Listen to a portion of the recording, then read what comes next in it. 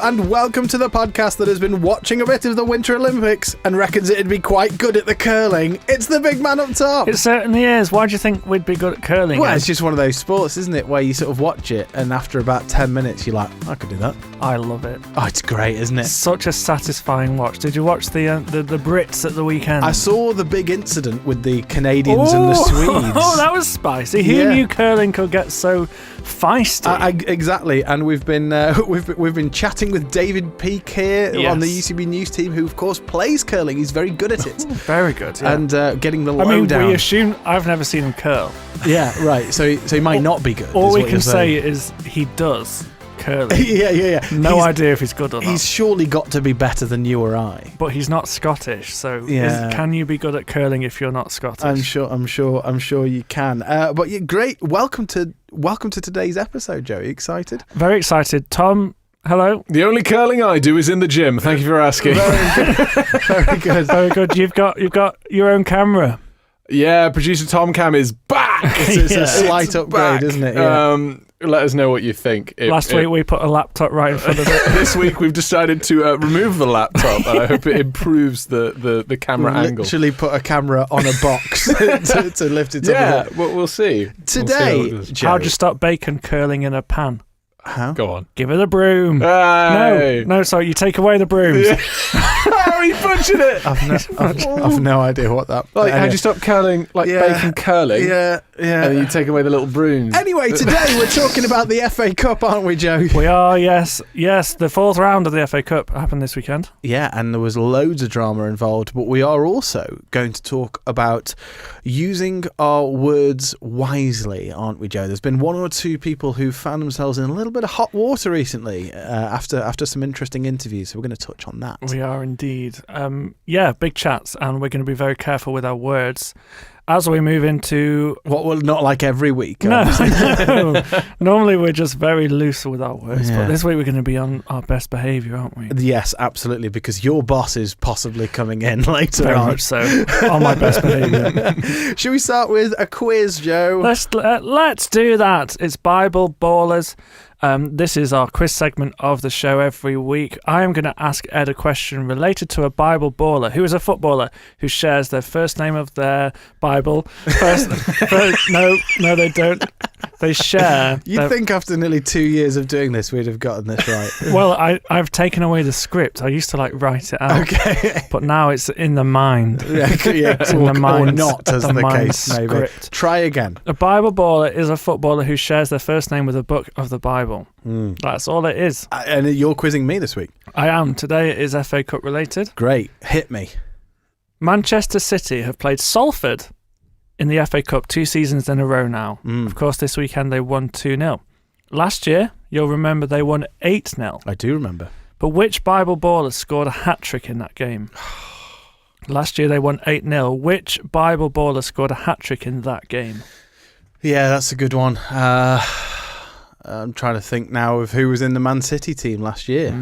Changes a lot, doesn't it? Obviously, Erling Haaland would be the the numbers guess, I suppose. It would, but famously, no book of Erling though. No book of Erling, no book of curling. Yeah, exactly.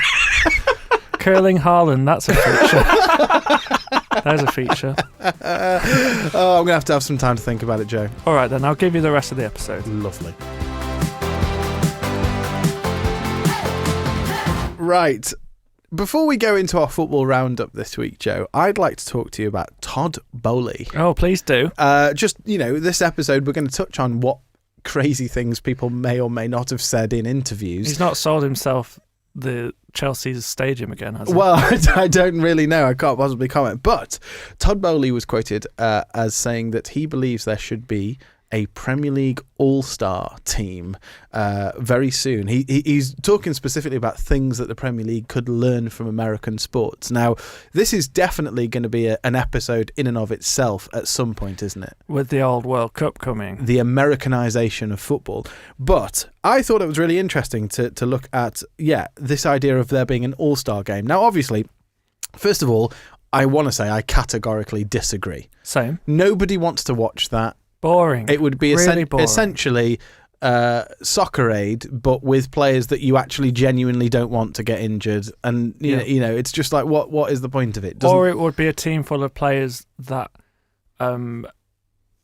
aren't bothered about getting injured, or like just feel like you'll get some mid-level players because the good ones won't agree to do it. Absolutely, the whole thing would be an absolute car crash. But it did make me think: who would you pick if you were in charge of picking an all-star team? So I just thought it'd be an interesting discussion. So Joe, Sure. if you were in charge of picking an all-star Premier League team for the end of this season, but picking it now, what sort of players would be in your team? So current Premier League players. Yeah, that's right. Gosh, do you want the whole 11? Well, I mean, I've written an 11. Go on, you run me through yours. Okay, so you run me through yours. 3-4-3. Okay. You're not actually thinking particularly about tactics, but obviously you're thinking about fantasy league points is what I'm going with. Sure. So I've gone for Raya in goal. Okay. I've gone for a back three of Gabriel, Chalobah, and James Tarkowski. I quite like James Tarkowski. I'm not sure about that. I've always liked James Tarkowski. I've got a midfield four of Morgan Rogers, Nice.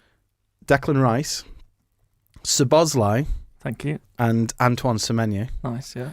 And then I've got a front three of Igor Thiago, Erling Haaland, and Ekitike. So you're just going for 3 strikers in a 3-4-3? Basically, yeah. I mean, gosh, that's not going to work, is it? No, I mean, obviously, Semenyo as full-back? the whole thing is falling apart, isn't it? Morgan Rogers as a defensive midfielder? Yeah, Yeah. pretty much, yeah. Well, I'm putting Van Dijk in there, of course I am. Okay, Yeah. what sort of players, who do you think, who would you put in that I haven't, who have I missed? Assuming these players are on top form, Yes. then Cole Palmer's in there. Good. I'll take that as a resounding... Van Dijk and No. Cole Palmer. I'm just having a think. I'll take that as a resounding confirmation that think. my team is probably the best Premier Sure. League. Harry Wilson, Harry Wilson's got to be in Yeah. the conversation, I agree. of course he has. Give me some time. Listen, Calvert-Lewin's playing his way in, Calvert-Lewin. isn't he? He's doing all right at the yeah. moment. I don't hate that. Danny Welbeck? Probably. Who's good? Mo Salah. I mean, obviously, I assume I'd just get berated for filling it with Liverpool players. But I'm putting Florian Wirtz in there. Interesting. Yeah. What Good. do you mean interesting? Well, because his season didn't start well, does it? He's definitely in No. form now, and I, if he carries on like this till the end of the season, I definitely agree with you. Before we touch on the FA Cup, Joe, there's been so many news about manager sackings all of a sudden. So many. And incredibly, in our group, one of them was the story was broken by producer Tom. That's huge Oh, for yeah, you, Tom. Isn't it Yeah, amazing? yeah. I got there first. How did you feel? I was hungry. I felt amazing. You know what? I just thought I played it cool. I didn't even feed up with it. I was just like, oh, Sean Dyche is out. Yeah. Drop that and in, we were like, in the oh, group really? chat. That's crazy, Thank you, BBC Sport Instagram. Let's just go through the two big ones, Thomas Frank and then Sean Dyche. Let's start with Thomas Frank. We were expecting this sort of, weren't we? Yeah, not a huge surprise. I think No. he's not. He's never got Spurs fans on side. It doesn't feel like. There's reports as well that I heard this on another podcast that he just kept talking about Arsenal. Like, he spoke about Arsenal so much, and the Spurs players were just like, "Stop talking about Arsenal. Stop Like, it. We don't like them." So yeah, Thomas Frank gone. Not a surprise. Hasn't really got a tune out of this Tottenham side, and. Look, they are. Let's be real. They're in a relegation battle, and that's not okay for Tottenham Hotspur. So they've employed an interim Igor Tudor. I don't know much about him. All I know is that he's a Croatian legend. Is he? Yeah, absolutely. What I would say, played for Juventus, I think. Feels like it. What I would say is, I do think we're in this bizarre situation where Spurs have yet again found themselves towards the bottom end of the table at the end of the season. And it would be insane, wouldn't it? There's a possibility that Arsenal could win the league and Spurs could go down. Wild. Arsenal fans would just... What would they do? No, yeah, exactly. How do you deal with that? I don't think they could deal with it. No, No, it's too much. That'd be the end. Way too much for them. What do we think about Sean Dyche? Because this one was, in my opinion, I mean, look, I know they're in their difficult situation as well. I just think, like, he's the guy who's going to get you out of this. And I mean, we all know about Marianakis and how he loves to get rid of managers, but I just thought this feels like a mad sacking to me. I agree. I think My feelings around this, there's 12 games to go in the Premier League. I don't think implementing a tactical change with a team is going to keep them up. I think what keeps the team up is motivation, is vibes. That we keep talking about vibes. Yeah, Ed. it's important. And I think there's no better manager in a relegation scrap to bring motivation than Sean Dyche, in my opinion. Maybe there's been some disagreements and it's not working, but I just don't know who they can get in. I mean, they've got in Vitor Pereira, who was the Wolves manager last year, kept them up. So we'll see. I don't know. I would have kept Dyche. It doesn't, for me, this feels like it could be the hammer blow, really. Like, how do you get that team now firing on all cylinders at this point? It's looking good for West Ham. It is. They are in form, and you want to see teams around you making quite drastic moves. And yeah, I think Nuno's got a great chance of keeping West Ham up now. Did I see a thing that managers were getting sacked after they draw with Wolves? Quite possibly. I don't know. Is that like a stat? That's what happened to Sean Dyche, is that he drew with Wolves and then was sacked, right? And isn't that what happened with Man United as well? Oh, maybe. Yes, it was. It was. Amorim got sacked after drawing with Wolves. Tom. What about Spurs? When was the last time they played Wolves? I was like, is Wolves cursed? They did draw with Wolves earlier this season. Maybe that's it. Goodness me. Maybe as a manager, you should be sweating when you play with Wolves, because if you draw, this is absolutely you're bonkers. out. Even Pep is sitting at the top of the table. Well, Arsenal play Wolves on Wednesday. Oh, imagine. Now then. Who's the manager for Arsenal? Arteta. Goodbye, Arteta. I don't think he's going anywhere. That would be wild. FA Cup fourth round, Joe. Oh, it's lovely stuff, isn't it? It certainly is. Shame we can't watch any of it. let's not get into the hot. It does feel like a BBC thing. The FA Cup should be a BBC thing. It really should be, but it's not. It's not, sadly. But anyway, from the bits that you could watch, Joe, what were the highlights for you across this weekend? The highlight for me was Grimsby Town's pitch. Yeah. Did you see that? I did. Oh, I did. horrible. Not good. Very, very muddy. I had UCB2 presenter Samuel Ball come to me the other day and say, have you seen Port Vale's pitch recently? Because they played a game that was on telly, and it was on a par with the Grimsby pitch. It was not good. It's been a rainy time. It has. And Samuel Ball proudly told me that Port Vale have recently paid for a new pitch. Oh. To which I said, I hope you've kept the receipts. Hey. Yeah, not good. Not good. Samuel's also worked out how much he's got a season ticket there, and he's worked out how much he's paid per win for Port Vale. It's not. It's good like reading. £165 per win or something. It's not good reading for Port Vale fans. No, it's not. You shouldn't. Don't put yourself through that. Yeah. Financial Don't cost stress. it up. What are you doing? Nightmare. Absolutely. Let's talk about the FA Cup though. What are the highlights for you, Joe, apart from Grimsby's pitch? Okay, I think we should start with Villa 1, Newcastle 3. This was an interesting one, wasn't it? I thought it was. Normally, I'm not a huge fan of all Premier League ties this early on in the FA Cup. I think you want to see some like closer matches between the divisions. But this was a great game. It really was.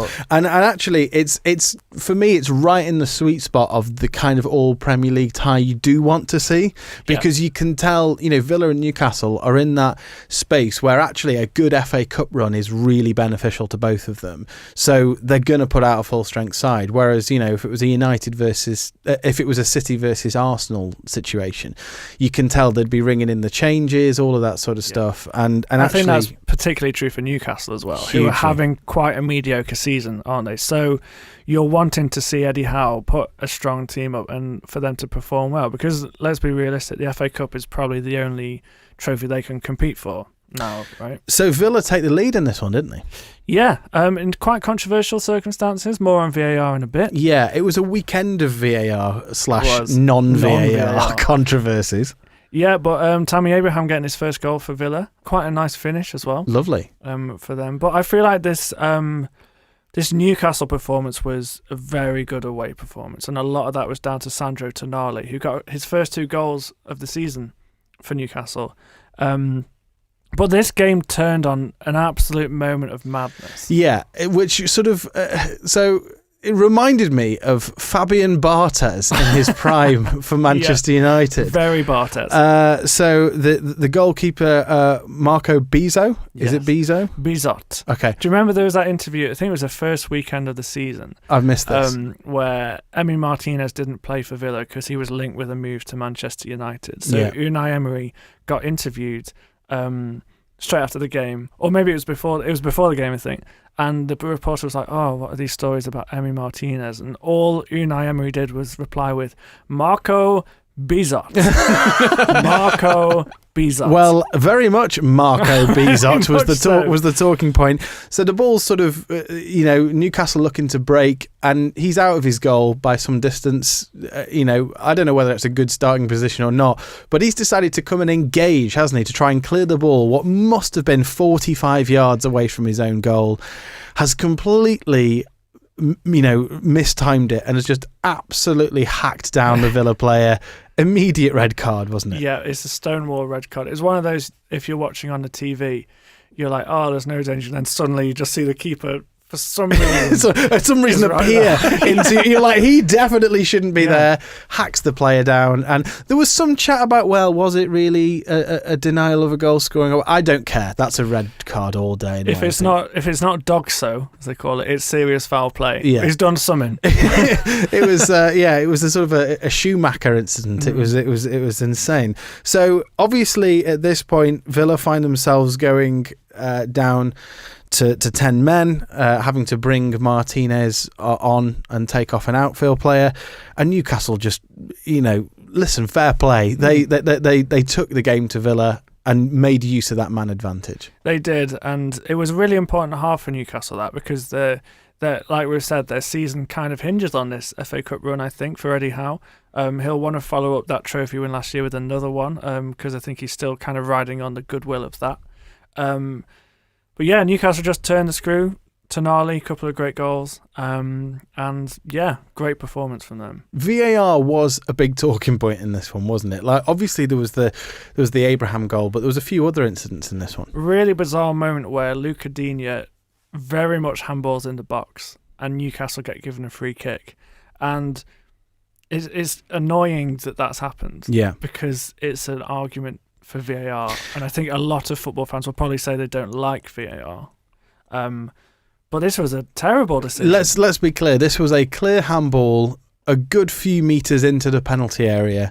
And what was quite funny about it is if he was sort of on the line, you'd go, okay, maybe there's a question here. There was no question of where he was when the ball struck his arm, but also he sort of stood there for a good 10 or 20 seconds afterwards. So you're sort of thinking, well, surely he's there. He's there. He's in the box right now. Like, why are you giving me a free kick?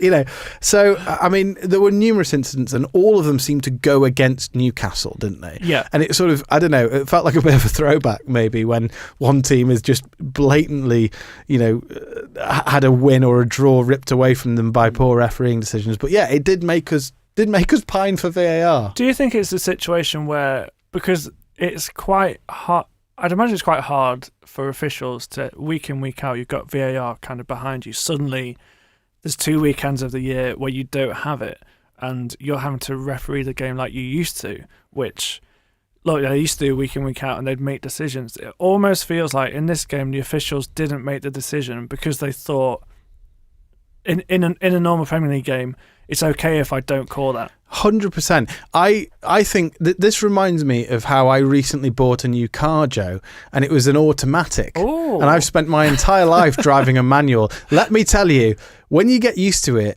and then you go back into a manual, that first roundabout is a doozy because you completely forget to put your clutch in. It's just, the whole thing's a mess. It's just the same. It's exactly the same.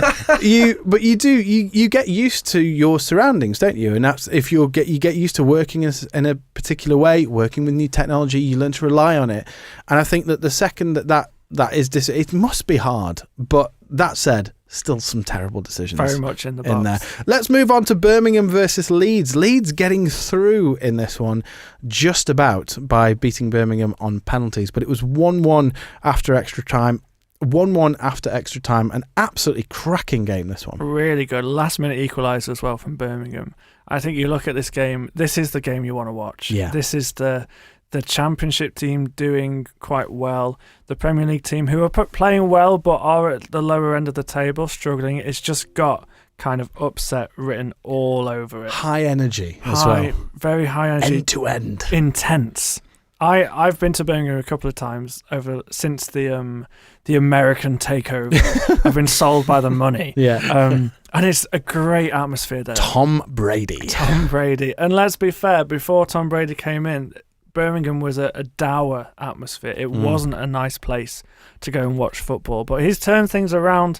Whether you agree with that or not, the atmosphere there is very positive, and this is a hard place to go. So that just made for a really intense, interesting game of football. And they really deserved more, sadly, than losing to the lottery that is penalty shootouts. Yeah, they had so many chances, particularly after their equaliser. There was a chance where they took the throw in quite quickly and the forward hit the post. And what a win that would have been for Birmingham. Let's talk about the cup set of the round. Was definitely Mansfield getting a 2-1 away win at Turf Moor and beating Burnley. This was a fantastic performance from Mansfield, wasn't it? It was so good, particularly away from home. This should have been a Burnley win every day of the week.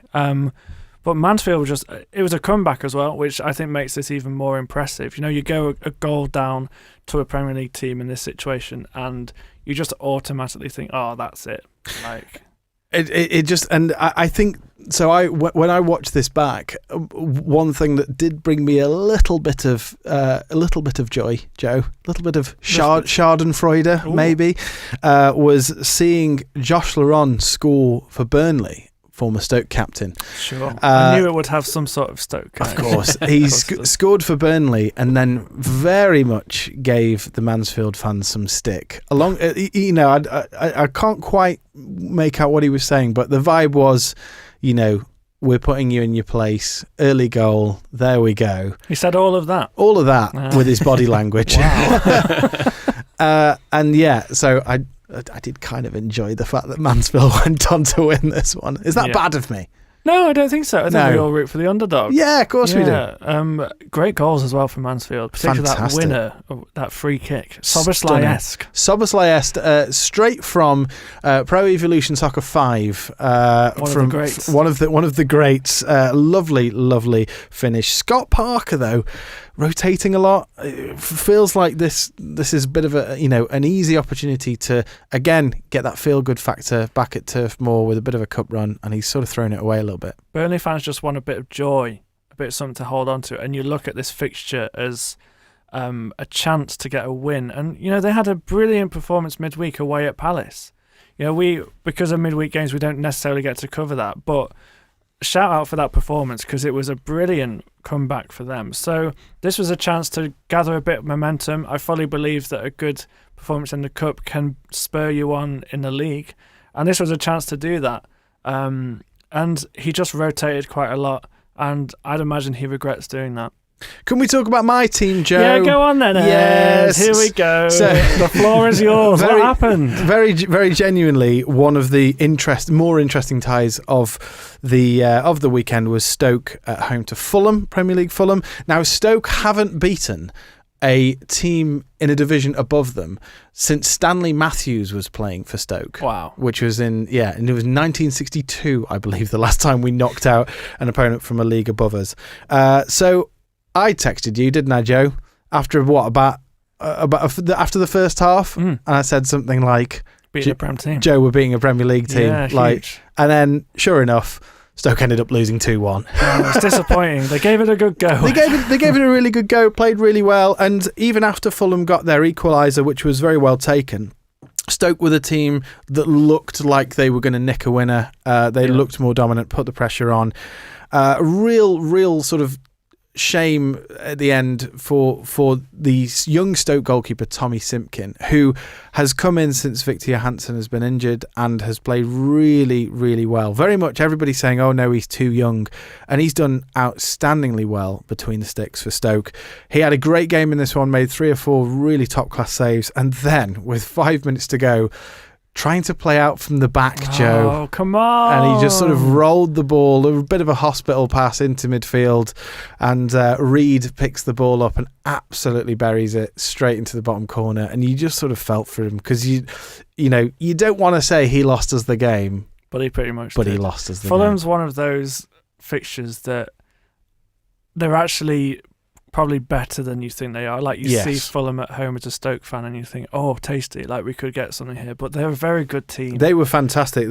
Both sides really knocked the ball around really well in this one. But yes, no Stoke in the hat for tonight as we record on Monday. The cup draw is going ahead tonight. And of course, tonight, which we're recording ahead of this time, Macclesfield. Yes, Macclesfield Brentford tonight. Yeah. Can they do it again? Can they repeat their third round heroics? Tom, I'm interested. Ed used the phrase hospital pass then. Did you that flew right over me. Any thoughts on what that might be? Hospital pass. Okay. Hospitals treat sick people. Okay. The club is sick. I mean, you could argue that. Now, are we talking sick radical? No. Or are we talking definitely not? Define a hospital pass, Joe. It's kind of like how do you've kind of given your... Does anybody know what hospital pass means? You kind of passed it to a player and he's got no chance of all right, getting out of that situation.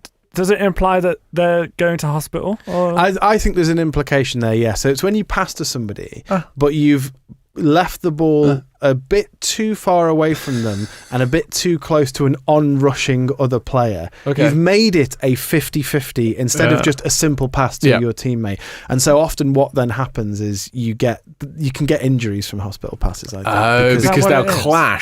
It's got like unnecessary clash of players written all over it. That's how I interpret it. It's an being interesting football, I would have guessed it would be when somebody gets themselves into a situation and they're gonna, I'm gonna take a dive and pretend to be injured so we can get like a free kick or something like that. That would be my guess. This is a really interesting one. Maybe we should write into the football cliches guys about this and get their opinions. But yeah, I always interpreted it as, there's a higher chance of injury. See, I always thought it was more footballing, like, it's a hospital pass, he's got no chance of getting out. Oh, that's morbid. That sounds morbid. No, but not in terms of goodness. Not in terms of death. He's got a morgue pass. Not in terms of death, but he's going to hospital there because he's interesting. Got no hope. Oh dear.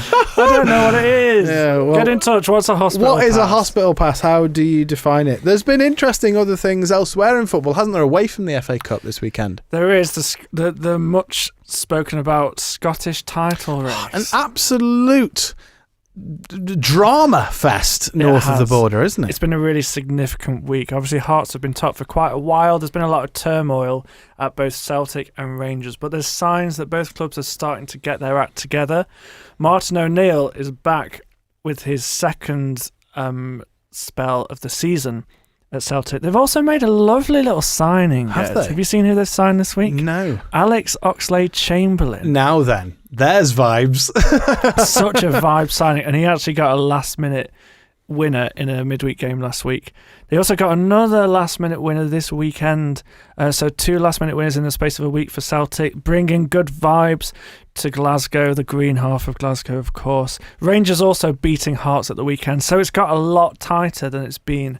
And can Hearts hold on? I was going to say Hearts still sort of in the driving seat, maybe is the term you'd use. But 4 points ahead. I think it is very, very interesting north of the border, isn't it? Celtic also have a game in hand on Hearts, so watch this space. It's not looking good for Hearts.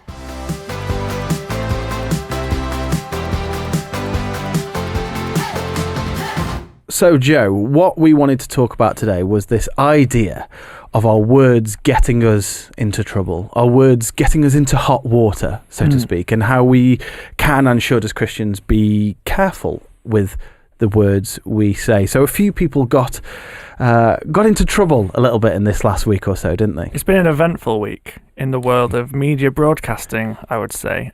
Shall we start with Eni Aluko. Yes. What on earth has happened here with Eni Aluko? Well, Eni Aluko is a former footballer for.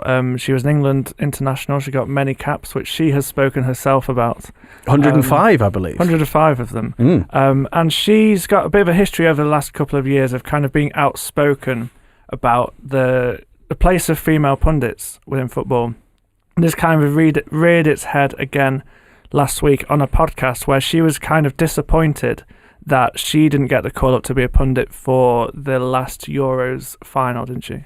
Yeah, so she has in the past accused male colleagues of blocking opportunities for female pundits, specifically naming Ian Wright, didn't she, in this? And there was a bit of a fallout last year over this. And this debate has sort of been reignited again by what she said in the last week. And interestingly, she has sort of then faced this sort of significant backlash over the things that she said. She's ended up going on to Talk Sport, which... Shouldn't do that. No, it... didn't feel like a good idea at the time, and sure enough, didn't end very well. Had quite a heated debate with Simon Jordan on Talk Sport, which is a man who... Let's just say he has his own very strong opinions as well. It was never going to end well, was it really? No, it wasn't. Very opinionated. Particularly that show, I think, is kind of designed to bring out your opinion and to cause conversation. To rile up the listeners. That's the whole design around the show, and I think it worked. It's fair to say it worked. Absolutely. And I think we wanted to bring this into conversation alongside the topic of Sir Jim Ratcliffe, who also came out and said some things in the media recently, which has drawn a lot of criticism. Now, what I would say at this point is we're not here to critique Sir Jim's specific opinions, are we? We're not. No, it's fair to say his opinion. It could be one that is shared by many. His view on this thing, but it's the way he said it. I think is quite objectively quite a loaded thing to say. I think loaded is quite an understatement here, but he's not necessarily spoken in the kindest way, has he? So for anyone who has not seen this, Sir Jim was in a high-profile interview and he described the UK as being, quote, colonised by immigrants. And talked about how immigrants were negatively affecting the economy. And it's absolutely fair to say that this phrasing many people have found that offensive, inflammatory. He faced a backlash from political leaders and the public. The Prime Minister, Keir Starmer, even got involved and said that he should be apologising. He then issued an apology, which I would put into the category of not really an apology. He said that he was sorry if his words offended people, but then went on to sort of double down that he wanted to raise concerns about immigration policy. Now, again, what I would say is many good people have valid concerns about immigration, and that is an opinion, anybody has the right to have. What we want to talk specifically about here is about the words that Jim has used, because the words he has used, colonised by immigrants, very much are they are inflammatory, and regardless of your opinions on this topic, they're upsetting, aren't they? They are. They're inflammatory. They're provocative as well. It feels a bit like he knows what he's doing here. He's got a platform, and look, he's quite divided even amongst his own fan base at Manchester United. I think this is the kind of thing. He's just not getting anyone on side. Absolutely. What he's saying. And we kind of wanted this conversation. Like you said before, we're not here to talk about his opinions. We want to have and I'm excited to bring Paul in. He might have heard him make a few noises so far. We want a conversation about how do you handle conversations with people who you just fundamentally disagree with their opinion. This is brave for me, actually, Ed. Yeah, is it? I've brought my boss on. Yeah. This is like a live air check. Yeah, exactly, to see how you're actually doing. But Paul has been a UCB presenter for many, many years. He's a well-loved and trusted figure here, Paul. Is this all right? Is this? But crucially, Paul has hosted the show Talking Point, which is all about talking about these big topics that people may disagree with. So, Paul, it's great to have you here on the Big Man on Top. I mean, all right, I get you don't actually want to talk about the details of what Jim Ratcliffe said and so on, but I think there has to be some context set in this. I mean, technically, he was absolutely correct. The UK has been colonised by immigrants, those Anglo-Saxons, Angles and Saxons coming over here and taking over this country from the Celts. Exactly. You know, it's absolutely true. Yeah, and that's the nonsense of it, isn't it? Because people say things like this, but actually when you stop and think about it, the accuracy of what they say, that gets called into question. But it is the sort of self-defeating logic of what they say as well, because virtually every country in the world has been the beneficiary of immigration over the centuries, and I think it's important that when we think about people's provocative, controversial, disagreeable opinions, we actually stop and just think about the nonsense of it. Paul, you've been doing Talking Point for years now. Mm-hmm. Has it long time? Years, long time. A long old time. And what you say about cutting through all the nonsense, is that getting harder with the rise of social media, with the rise of even more clickbaity titles? TalkSport, I think, are the master of getting people to interact with what they're doing. Is it getting harder to cut through that? And how do we do that? Well, on one level, there's nothing easier for a radio presenter or a podcast presenter to do than to throw out a provocative phrase, rile people up, people start ranting about it and so on. And on, there are radio stations and radio programs that are predicated on doing that. That is their reason for existing. And it is easier to do that now because we seem to live, especially in the West, maybe we live in such an angry world. We have all this sort of polarization of society on social media. We have polarization of society in politics. The areas of sort of opportunities for reasonable debate seem to have been diminished. So I think yes, it is harder to shine the light of truth onto these things, especially as there are so many conspiracy theories that often surround them.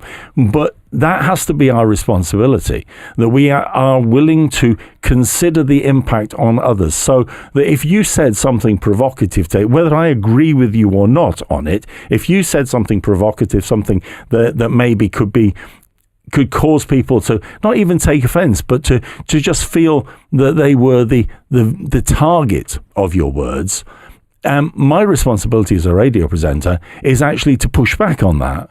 Now, push back to a degree, whether I agree with you or not, and give the opportunity for the other side of that coin to be heard. And that's the difficulty we have. But I think that's the responsibility we have as Christians, to actually make sure the other side of the coin, the other implication, or the outworking of the implications is actually seen. Do you think we've lost the art of disagreeing well, then? Have we ever had that art? I don't know. I was a teenager in the 70s. We were very angry then as well. Do you know what I mean? I know, but seriously, when Thatcher was in government, people took to the streets because they were angry about what was going on.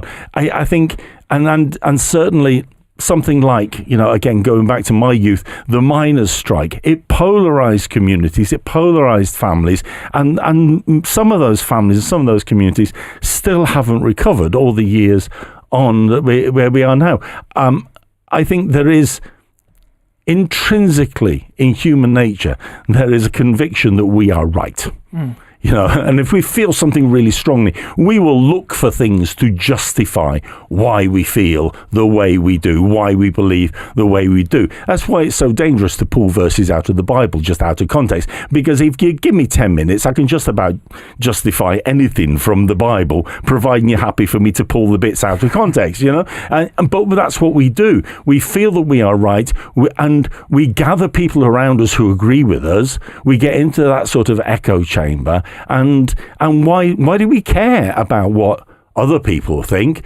they're wrong anyway, and this is my truth and what I feel, and if you disagree with me, you're not disagreeing with what I believe, you're disagreeing with me, you are coming against me. So I think we are in a more difficult place now, because it has gone from intellectual debate and argument to actually personal identification. And so you identify with a particular perspective.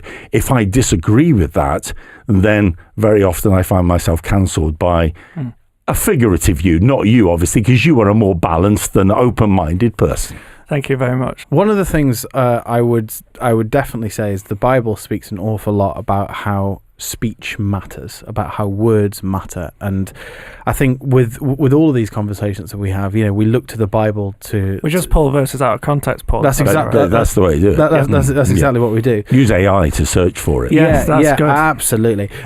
Luke 6, verse 45 says, "For the mouth speaks what the heart is full of." Which for me, I think, is the sort of the core of this, is actually you can't PR your way into better speech. It is the fruit of the root, isn't it? Whatever is in your heart will inevitably, come out of your mouth, and that's sort of what we have to be really careful of, is that we can't just say the right things. There's actually sort of there's a sort of a root here that we have to be careful of. Our heart really matters, and if we don't care about people, if we don't care about other humans and their situations, it will just sort of come out eventually, won't it? Fruit of the root. Do you like that? That rhymes, so it must be true. Must be true. It's good. But also in James chapter 3, it talks about the tongue being a small part of the body. I've got the full verse here, which is, again, because I don't want to take things out of context. Yeah. So I feel I've contributed. You absolutely in a meaningful way. It says, "Likewise, the tongue is a small part of the body, but it makes great boasts. Consider what a great forest is set on fire by a small spark." And I think that that's really interesting. It speaks to that thing you were saying earlier, Paul, about how the world we live in is that we sort of, there's all that sort of stuff about, well, I like this guy or this woman because they say what they think, and that's great. And actually, it can be seen as boring to have the measured, calm approach. And very often we like that person because they say what they think. Yeah. As long as what they think agrees with what we think. That's right. Because the moment they say something that we don't agree with, we cancel them. And it should be. And I think within the context of what you guys are doing in this podcast, we should point out that when it comes to the way in which we use words and the way we express opinions and the way in which we can really undermine and tear people down with the words that we use, it's a problem in church, because we do tend to focus on, it's the world, it's social media, it's all right. But actually, it's a problem in church as well. Yeah. And it's been a problem in church since the very beginning. And that's why James gets that message, that it is, you need to be careful the words you use, because we have the power to build people up and to make them stronger, or we have the power to tear them down. Well, God is a God who builds up, and if we are tearing down, we're not really doing his work. So how about if you are feeling like you've said something that's had an impact on someone, what do you do? Because you can't go back and take those words away. Like, what practical things can you do if you felt like you have crossed a line? I was going to ask a similar question. I was going to say, Paul, have you ever said something that you have met me, haven't you? Seriously, you have met me. I think it's important to own it. I think if you have said something that is then shown to be untrue, or you've said something out of anger that actually hasn't been unfair, then you need to own that. You need to go back to that person and you need to genuinely apologize. And actually, I have the conviction that you need to, as far as you're able, apologize in front of the same group of people as you slag them off in front of, and it's because all too often what we do is we come alongside somebody quietly on their own. If I offended you, I'm really sorry. The old Jim Ratcliffe apology. As it has now become known, yes. But I think just acknowledge the fact that, hey, I got it wrong. I said some stupid stuff. I was wrong, and I'm genuinely sorry. I'm not sorry if I offended you. I'm sorry for the impact of my words on your life. I think you can also do that as well if somebody is hurt and offended and you still know you're right. You know that what you said, okay, I can be really right about something. I can express it in a gentle, caring, meaningful way, and it can cut to the heart of somebody's life and really tear them apart and undermine them as a person. And I can care enough to go to them and say, look, here's the reality. Whatever I said, I care enough about you to say, I did not want you to be impacted like that by my words. And I'm really sorry that it's hurt you. I'm really sorry it's undermined you. I'm really sorry for the effect that it has had on you. If we have an ongoing conversation, maybe it'll come out that I actually still think I'm right about what I'm saying, but I care about the impact of my words on you. And I think that's the key thing. When we start to care about the people who are impacted by our words, it doesn't mean that we should be silent, because Jesus wasn't silent. He spoke truth, and he spoke it clearly. And on one level, he spoke it clearly. And, if you don't like it, tough. Walk away, rich young ruler, if you don't like it. But at the same time, he cared about the rich young ruler and everybody else enough while he was speaking those words to speak truth, but to speak it with, as it says elsewhere in the Bible, with gentleness and with respect. And that for me is the key. Well, Paul, thank you so much for coming. It's been a joy to have some wisdom on the podcast. It's been a treat for all of us. You thought we were going to ask you about this weekend's FA Cup fixtures. I'm really glad that you didn't, because I grew up in Coventry, so my knowledge of football is very limited. They're doing quite well this season. I know, but I always say that, and it always offends my brother-in-law. Going off the boil a little bit. We shan't talk about Coventry City. Thanks very much, Paul. Pleasure.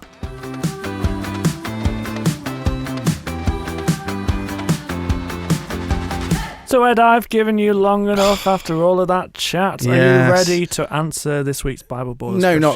Not really. I've only got two possibilities. Well, you're going to have to answer it quite quickly. Yeah, I know. Ask me the question again, Joe. I will do. So, obviously, this weekend, Manchester City played Salford. We didn't speak about it because it wasn't that interesting, but they won 2-0. Last year, they also played them in the FA Cup and they won 8-0.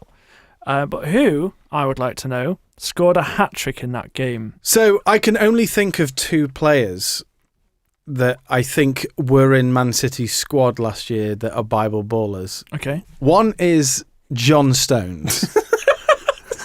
Such a funny name. Tom likes the name John Stones. It builds a character in your mind. It's like, who is that? He sounds like Jason Statham, right? Good. He sounds like he's got his own action films. John Stones. Who's the man for this? John Stones. Need a drive, re-graveling. Get John Stones.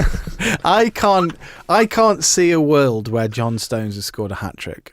Sure. The only other player I can think of is James McAtee. Okay. And I don't even know if he was in... I don't know how long he's been at City, because I'm not... This is where my Premier League knowledge runs out. Okay. So just because I think that if James McAtee was in the squad, I think there's more likely that he would have done it than John Stones. So I'm going to go with James McAtee. I'm going to go with John Stones. Yeah. The answer, James McAtee. Stop it. Well done. Well done, Ed. Thank you. Well done. That's the point. I've pulled that out of the way because he scored this year, didn't he? Yeah. And he now plays for Forest. Yeah. But I know it was a big thing, and so I just had this vague recollection that didn't he? There you go. Well done, Ed. I'm proud of you. I've got a bit of a grin on my face. That's now. really well done. good. That's lovely. Well, thank you so much for listening to the Big Man Up Top. Ed, let's mention that Instagram page again. Yes, it's at Big Man Up Top Pod. We are going to be putting clips on there. We are going to be putting behind-the-scenes things on there. We'll do some predictions, won't we, at some point? We'll do some other nonsense. So make sure if you're on Instagram, go and follow us. And also on the YouTube, same handle, at Big Man Up Top Pod. Please also get in touch with the show by pinging us an email to podcasts@ucb.co.uk. Please follow, subscribe, and give us some really good reviews, because that will help us get this podcast out to further. That'd be lovely. Please also tell your mates if they like football, if they like faith, if they're interested in faith. We'd love to get them on board with this show. And finally, thank you, producer Tom, for all of your hard work. You're very welcome. And there will be a new episode next Tuesday. There will. See you later, Joe. See you then. Goodbye.